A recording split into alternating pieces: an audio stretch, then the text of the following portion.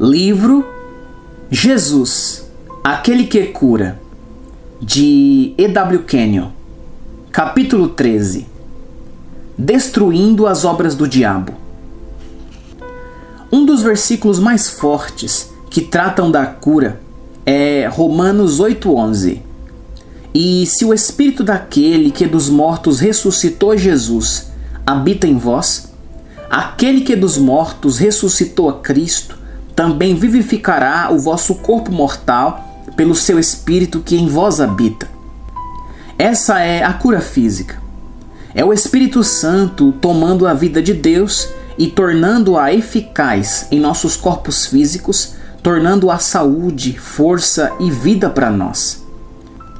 Esse mesmo Espírito Santo que ergueu o corpo morto de Jesus está agora operando em nossos corpos mortais, tornando-os perfeitos e sem doenças e pecados. 1 João 3,8 diz: quem comete o pecado é do diabo, porque o diabo peca desde o princípio. Para isto o Filho de Deus se manifestou, para desfazer as obras do diabo. Jesus fez sua parte quanto a destruir as obras do diabo.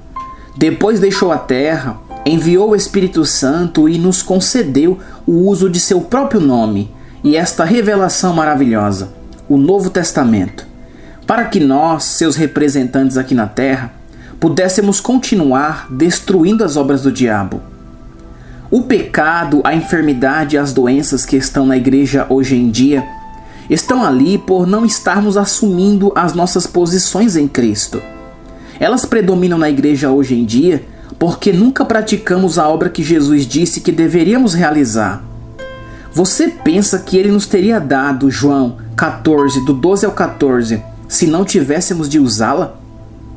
Na verdade vos digo, que aquele que crê em mim também fará as obras que eu faço, e as fará maiores do que estas, porque eu vou para meu Pai. Ele quis dizer que deveríamos fazer obras maiores que ele fez, porque há um número maior de nós. Nossa obra é a de destruir as obras do adversário. A arma que devemos usar se encontra nos versículos 13 e 14. E tudo quanto pedirdes em meu nome, eu farei, para que o Pai seja glorificado no Filho. Se pedirdes alguma coisa em meu nome, eu farei. A palavra pedir aqui quer dizer exigir. Seu nome deve ser usado no sentido que vemos usado por Pedro em Atos 3, quando falou ao homem impotente à porta do templo, dizendo: em nome de Jesus Cristo Nazareno, anda. Não se trata de oração, é expulsar demônios nesse nome. Há cura para os enfermos nesse nome. Há poder para quebrar a doença e a enfermidade nos corações e nas vidas dos homens nesse nome. O nome de Jesus pode nos guardar da doença, pode nos guardar da necessidade, da pobreza, do medo e do temor da fome e do frio. Esse nome pode ser usado assim, como Jesus sugeriu em Marcos 16:18. E estes sinais seguirão aos que crerem. Em meu nome expulsarão demônios, falarão novas línguas, pegarão nas serpentes, e se beberem alguma coisa mortífera, não lhes fará dano algum, e imporão as mãos sobre os enfermos e os curarão. A igreja primitiva era totalmente independente das circunstâncias. Com isso, não quero dizer a igreja toda, mas que os apóstolos compreendiam plenamente o uso do nome de Jesus. Nessa época, as pessoas podiam ficar doentes quando quebrassem a comunhão e também por causa da falta de conhecimento, assim como poderia ocorrer hoje em dia. A igreja primitiva, isto é, a parte gentílica dela, nunca havia recebido qualquer revelação de Deus. Ela estava completamente em estado bruto. Os judeus estavam numa condição pior. Eles haviam quebrado as alianças, assim como fez a igreja moderna. As pessoas mais difíceis de se lidar hoje em dia são as mais religiosas. Se havia doença na igreja primitiva, isso era de se esperar, porque eles não tinham nenhum precedente disso, nenhum exemplo os antecedendo. Jesus veio para destruir as obras do diabo. Somos seus instrumentos para fazer a sua obra. Devemos destruir as doenças na igreja. Nosso novo lema deve ser: nenhuma doença no corpo de Cristo. Sua palavra deve se tornar uma realidade nas vidas dos homens. O fato de Jesus ter levado nossos pecados e aniquilado o pecado pelo sacrifício de si mesmo e de ter providenciado tudo para a remissão de todas as coisas que já tenhamos feito ou dito, prova que nós não deveríamos ficar doentes ou aprisionados pelo pecado. Ele fez o sacrifício pelos pecados, pelas coisas que havíamos feito como resultado da natureza pecaminosa. O novo nascimento apaga tudo o que havíamos feito, como está escrito em 2 Coríntios 5,17. Assim que, se alguém está em Cristo, nova criatura é. As coisas velhas já passaram, eis que tudo se fez novo. Romanos 8,1 torna-se uma realidade. Portanto, agora, nenhuma condenação há para os que estão em Cristo Jesus. As pessoas que estão em Cristo Jesus estão livres do pecado, da doença e da condenação. Vamos, portanto, nos levantar, assumir nosso lugar e sair levando essa mensagem de libertação e vitória para os outros. É muito importante que compreendamos claramente 1 João 5,13. Estas coisas vos escrevi para que saibais que tendes a vida eterna e para que creiais no nome do Filho de Deus. Temos a natureza de Deus, a qual nos concede uma comunhão perfeita com o Pai, o perfeito direito de usar o seu nome, uma perfeita libertação e liberdade do domínio de Satanás, como diz em 2 Pedro 1,4, pelas quais ele nos tem dado grandíssimas e preciosas promessas, para que por elas fiqueis participantes da natureza divina. João 14, 13 e 14 diz: se pedides alguma coisa em meu nome, eu farei. Romanos 6,14 diz: porque o pecado não terá domínio sobre vós. Se o pecado não pode dominar sobre vocês, a doença também não, porque eles vêm da mesma fonte. A natureza e a vida de Deus que vieram morar dentro de você lhe trarão vida e saúde. O Salmo 91,16 diz: dar-lhe-ei abundância de dias e lhe mostrarei a minha salvação. Todos admitimos que o Salmo 91 pertence à igreja. Não poderia ser aplicado ao judeu, mas se aplica a nós.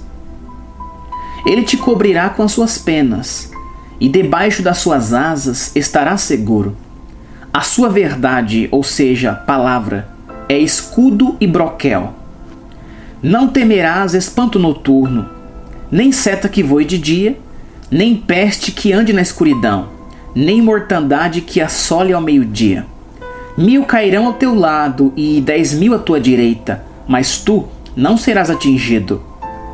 Há uma proteção contra terremotos, ciclones, pestilências, doenças, guerra. Isso nos coloca no campo do sobrenatural. Estamos ligados a Cristo, como ele disse: eu sou a videira e vós os ramos. João 15,5. A vida da vinha está no ramo. Tão logo o ramo fica ferido, a vinha derrama vida no ramo para que continue a dar fruto. Assim, a vida de Deus é derramada no corpo de Cristo e cura os membros da enfermidade, da doença e da necessidade, para que possam continuar a dar fruto para a glória de Deus. A preocupação e o medo envenenam o fluxo sanguíneo. A fé no Senhor Jesus o purifica. A doença é vencida por sua confissão da palavra. A doença predomina quando você confessa o testemunho de seus sentidos. Satanás é chicoteado por palavras. Você é curado com palavras. Faça com que os seus lábios cumpram o seu dever. Encha-os com a palavra. Capítulo 14. A vida abundante. O cristianismo é uma realidade viva. João 10,10 diz: eu vim para que tenham vida e a tenham em abundância. É a abundância da vida que produz cura, força e energia, como está em 1 Pedro 5,7. Lançando sobre ele toda a vossa ansiedade, porque Ele tem cuidado de vós. Significa que, na mente do Pai, chegou ao fim a preocupação, o medo e a dúvida. A obra do adversário foi destruída. A passagem de Êxodo 23, 25 e 26 foi dada aos judeus sob a primeira aliança, mas pode se tornar uma realidade viva e doce para nós. Servireis ao Senhor vosso Deus, e Ele abençoará o vosso pão e a vossa água, e eu tirarei do meio de ti as enfermidades.